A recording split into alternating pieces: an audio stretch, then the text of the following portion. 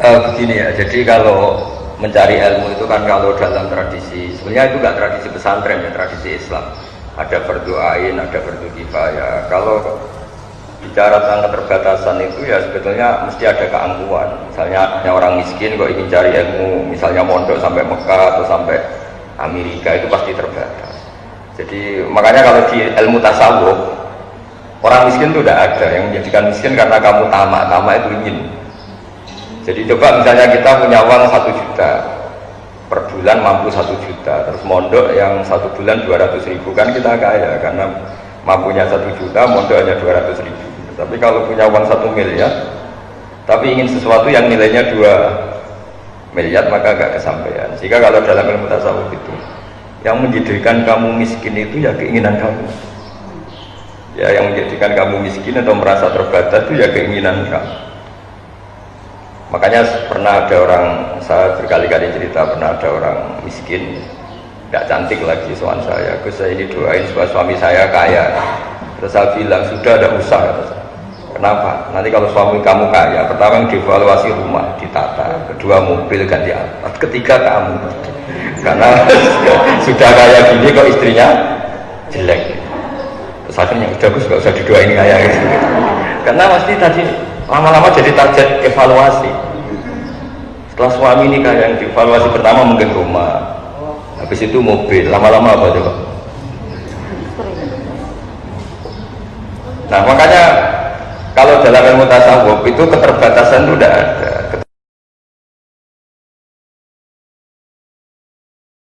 Keterbatasan dimulai dari ketamaan kita. Sebenarnya memang saya rasakan ya enggak ada. Makanya masyhur itu Abu Yazid Al-Bustami nyuruh muridnya, ini ada uang remal, ya kalau sekarang mungkin 100.000 belikan daging 1 kilo, pulang muridnya, wah ini tidak cukup, harganya 150. Ya terus kata gurunya arkhisuhu, ya bikin yang lebih murah. Ya tidak bisa, 100.000 aja nggak cukup, apalagi arkhisuhu bitarki. Ya sudah, kalau uang 100.000 nggak cukup ya kamu jangan ingin makan daging, selesai kan. Jadi ya kamu jangan ingin makan. Jadi hidup ini menjadi mahal itu karena ketamakan kita. Sebetulnya kalau orang mau belajar alim itu di Indonesia banyak orang alim. Tapi gara-gara dia merasa saya puas kalau belajar di Al-Azhar, saya puas kalau belajar di Ummul Qura, akhirnya dia tersiksa. Sama pondok lokal sudah tidak mau karena keangkuhannya, sama pondok yang di luar negeri tidak mampu karena keuangannya. Begitu juga masalah intelektualitas. Dia di Amerika ada kuat, tapi sudah mencibir kampus yang ada di Indonesia. Jadi makanya kalau belajar ilmu pesantren itu nomor 1. Karena barokahnya tasawuf itu orang bisa ngukur. Misalnya gini, ada cowok umumnya kan seneng cewek cantik, harusnya dia ngukur. Kalau saya dapat orang cantik yang nilainya di atas saya, berarti saya objek cibiran. Tapi kalau dapat yang sebawah saya yang subjek. Jadi ya keren lah, daripada dinyak mendingan ngenyek. Ya menurut itu ya perhitungan, tapi kan lumayan, maksudnya daripada nuruti tamaknya tapi tidak kesampaian. Kalaupun kesampaian dia tidak posisi subjek tapi posisi apa? Objek. Daripada tangganan kiai top jadi penderek, mendingan yang di sotor belakang jadi aktor kan. Jadi itu ada perhitungannya. Dan ilmu tasawuf itu mulai itu, makanya di pondok, di ilmu tasawuf itu nggak ada orang medit, yang ada itu orang tamak. Karena begini, Pak Rektor, kalau dalam berpikir tasawuf kamu sampai menghukumi orang lain kikir atau medit, itu karena kamu punya keinginan. Coba kalau kamu enggak. Makanya saya itu sering sama ngandani orang-orang yang mengundang saya. Orang undang saya itu berjudi, karena gara-gara ingin undang itu gampang kecewa kalau saya tidak bisa. Coba kalau dari awal gak ingin undang, kan gak pernah kecewa. Kamu menghukumi teman kamu medit itu karena kamu ingin utang, coba tidak pernah ingin utang, kan gak pernah menghukumi itu medit. Jadi makanya kita pasal tidak pernah kritik medit, karena sebetulnya medit itu diawali dari orang berharap. Coba hubungan kamu dengan Pak Rektor ini baik-baik saja, tapi sekali kamu punya keinginan, Pak Rektor tolong masa ini dinaikin, masa jabatan saya gini jadi dok naikkan sedikit, itu tidak diturutin, wah rektornya akhir ya. Makanya saya itu sering umumkan, saya ini kan sudah ngaji murah, ngaji gak usah biaya, ngaji gak usah diundang, supaya ini murah. Sekali berkeinginan, ini potensi kecewa. Saya ini kan ya sibuk, urus anak, urus pondok. Tapi kalau orang undang nggak diturutin ya kecewa. Diturutin ngecewakan santri saya. Jadi makanya orang undang saya harus istighfar karena mesti salah. Orang mungkin salah, mesti salah. Saya sendiri juga istighfar. Karena kalau ada orang undang nggak bisa, saya juga merasa salah. Saya pernah didatangi undangan dari Kalimantan, gubernur ke sini jauh-jauh, ke sini saya mohon sekali gini-gini.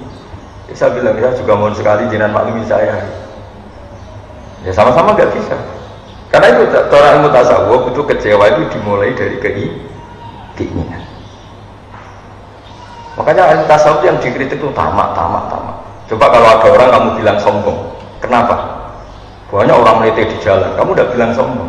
Tapi ketika anda berkeinginan untuk dihormati, misalnya kamu tanya, terus bayangan kamu kalau tanya itu kan dijawab pakai tangan kanan, orangnya naik motor ya turun dulu. Ternyata enggak. Tahu rumahnya Gus Bah, gak ngerti. Jawabnya pakai tangan. Wah orang itu sombong sekali. Kenapa kamu sombong? Karena kamu punya keinginan. Kalau kamu nggak punya keinginan, bahwa orang itu kayak apa kan kamu tidak mendesak untuk menvonis sombong apa enggak. Makanya ilmu tasawuf itu ilmu yang ngelola kun murodan walatakun muridan. Sudahlah hidup itu jangan banyak karep, nanti banyak kecewa. Ya memang harus dilatih, ini kan ngaji NU ya, harus dilatih. Orang itu supaya agak kecewa, jangan banyak. Makanya saya sering bilang ke istri saya tuh bayangkan istri kalau saya datang dari Jogja, saya sampai sekarang ke Jogja tuh ya sering gitu. Bayangkan saya pulang tuh pokoknya istri saya masih hidup, masih sholat, masih Islam, itu udah gak pernah bayangkan datang, disambut, dibikinkan teh, mari kecewa. Jadi saya biasa datang tuh ya istri saya tidur, dia tidur, anak saya udah gitu aja. Karena sekali saya punya harapan mesti kecewa. Bayangkan perlakuan istri seperti ini gini. Jadi kalau orang kecewa itu karena khayalnya sendiri, karena harapannya sendiri. Nah itu yang nggak dipelajari di kampus. Jadi ilmu tasawuf itu ilmu yang ngelola itu. Makanya saya bayangkan misalnya Universitas NU Jogja memperlakukan saya gini aja, ini sudah bagus, nggak ada pernah harapan lebih, kecewa hati. Jadi itu ilmu tasawuf. Jadi apa hidup itu dianggap selesai. Saya bayangkan nanti mati itu ya mati aja sudah. Bayangkan surga itu yang gampang-gampang saja. Nah masalahnya sekarang orang itu harapannya tinggi, fisiknya tidak cukup, keterbatasan ya. Makanya ada keterbatasan. Jadi keterbatasan itu karena ada harapan tadi. Sebenarnya kalau tidak banyak harapan juga nggak ada keterbatasan. Tapi sekali ada harapan, banyak harapan pasti banyak kecewa. Itu kalau kamu minta jawaban saya khas pesantren. Kalau nggak khas pesantren malah enak. Gimana Gus kalau mau ngaji atau mau kuliah ada keterbatasan? Ke sana utang ke lembaga pinjaman malah ribet kan itu kan tidak rumus saja kalau terus atau duha terus ben sugih.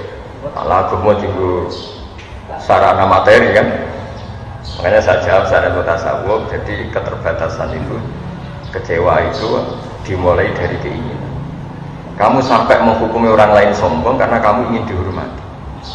Coba kalau kamu tidak ingin dihormati, kan banyak orang di jalan, di perapatan gitu, duduknya gini sambil rokok. Kamu tidak akan menghukumi itu sombong karena kamu tidak punya kepentingan. Tapi ada orang yang kelihatannya sopan, ketika kamu tanya terus dia jawabnya cuek atau jutek, oh, sombong betul orang itu. Kamu mulai menghukumi sombong karena apa? Punya keinginan yang tidak kesampaian. Makanya di ilmu tasawuf itu yang dikelola satu itu keinginan. Karena keinginan ini yang merusak segalanya ketika tidak kesampaian. Makanya saya termasuk kiai yang sebetulnya kalau boleh milih itu gak suka kenal banyak orang. Karena takutnya banyak keinginan terus banyak kecewa. Masyhur itu ada dua fatwa di kitab Minhajul Abidin. Ada seorang ulama berfatwa aksir min ma'rifatin nas. Kamu memperbanyak teman, karena kalau banyak teman itu banyak penopang. Yang satu ulama berbilang aklil min ma'rifatin nas, kamu jangan banyak kenal orang. Dua orang ini debat.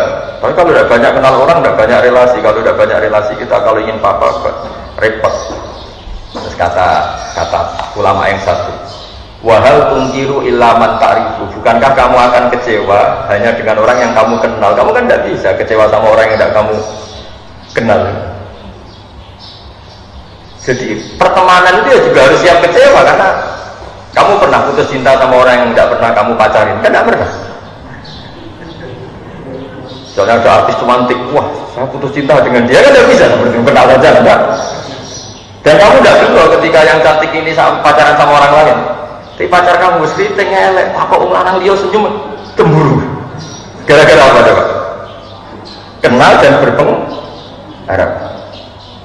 Jadi, nah bayangkan kalau semua orang itu berharap sama presiden, ya tambah kecewa. Berharap sama menteri tambah kecewa. Termasuk berharap sama kiai. Bayangkan kiai itu ya baik, kalau ada tamu ditemuin, kalau diundang yang mau. Ya, gara-gara bayangkan gitu terus dia gampang kecewa. Dia nggak mikir kalau kiai ya punya urusan itu nggak mikir dia.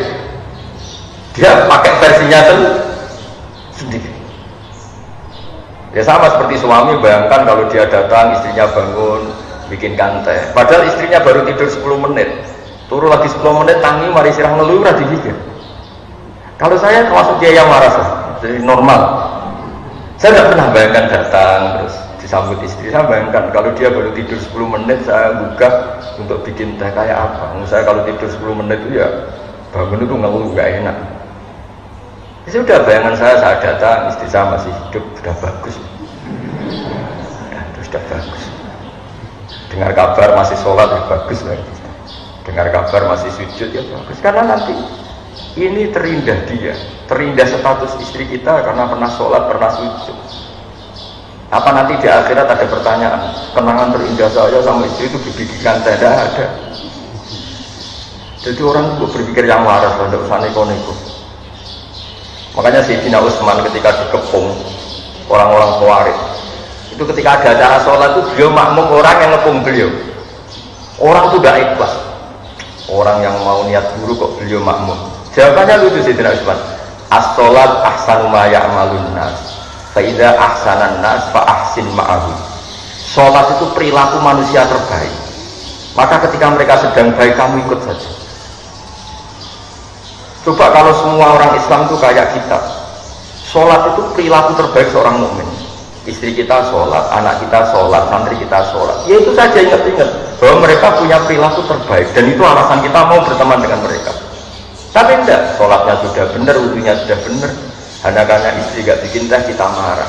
Berarti kita apa? Menghilangkan jejak terbaiknya, mengenang sesuatu yang tidak prinsip, yaitu tidak nyambut bikinkan teh. Betapa bodohnya kita. Jadi kata Sayyidina Utsman ketika orang Khawarij itu sholat, dia makmum, beliau makmum. Diprotes sama penggemar beliau, ini gimana engkau makmum sama orang yang nggak benar? Kata beliau, karena orang yang nggak benar ini sedang melakukan sesuatu terbaik, maka saya akan ikut. Makanya di sini pentingnya akidah di Ahlussunnah wal Jamaah. Shallu khalfa kullin barin wa fajirin. Mbok makmum itu fasik lah ke makmum tidak apa-apa, karena dia sedang baik. Ketika seorang fasik sholat itu apa? Sedang melakukan sesuatu yang terbaik dalam hidupnya. Makanya dalam tradisi pesantren itu ya sudah shallu khalfa man qala la ilaha illallah. Sudah lah makmum sama siapa saja, satulannya saya sudah tidak usah bacaannya terbaik, fakihnya terbaik, perilakunya terbaik. Memangnya kamu mau menyeleksi siapa? Ada rektor misalnya, kesalahannya mungkin bacaannya kurang baik. Yang bacaannya baik kadang jeblok di fakihnya. Yang fakihnya sudah baik kadang jeblok di perilakunya. Kan orang tidak pernah sempurna. Misalnya kiai rata-rata fasik. Kadang-kadang ya rotok diutang. Ada yang nggak punya utang, kadang-kadang punya masalah sosial. Ya namanya orang kan enggak. Makanya Nabi pernah ngendikan shallu khalfa man qala la ilaha illallah. Kenapa itu? Karena perilaku manusia terbaik ya saat sholat itu. Makanya pentingnya sholat jamaah ya di situ. Makanya Sayyidina Utsman nyantek saja, beliau makmum orang yang mau menyakiti beliau. Ketika diprotes sama siapa? Tadi itu ada di Bukhari itu ketika cerita Utsman dikepung. As-sholat ahsanu ma ya'malun nas fa idza ahsanan nas fa ahsin ma'ahu. Kamu juga harus berpikir begitu tentang istri kamu, meskipun dia salah dalam mengelola rumah tangga, salah dalam menjamu Anda pas makan. Kamu anggap itu sepele, ini mata ujungnya. Yang kamu ingat-ingat adalah istri saya punya perilaku terbaik dalam hidupnya, yaitu sholat. Kalau gitu kan jadi enteng. Kamu menganggap besar sesuatu yang menurut Allah besar. Yang paling besar dalam hidup manusia itu adalah sholat dan sujud. Dan istri kita sudah seperti itu, santri kita sudah seperti itu, tetangga kita. Tapi enggak, kita tahu-tahu pakai ukuran pribadi. Kita kecewa kalau sama tetangga, kalau udah urusan kita, kalau udah. Nah ini yang disebut dalam tasawuf hadzun nafsi, kita didikte oleh hadzun nafsi. Kalau memenuhi keinginannya ya orang itu kita katakan baik, kalau enggak ya kita kecil. Yang bayangkan kalau agama ini dibawa orang-orang seperti ini. Jangan-jangan kita masuk aurai tamanit takoda ilaharu hawa, orang yang menuhankan hawa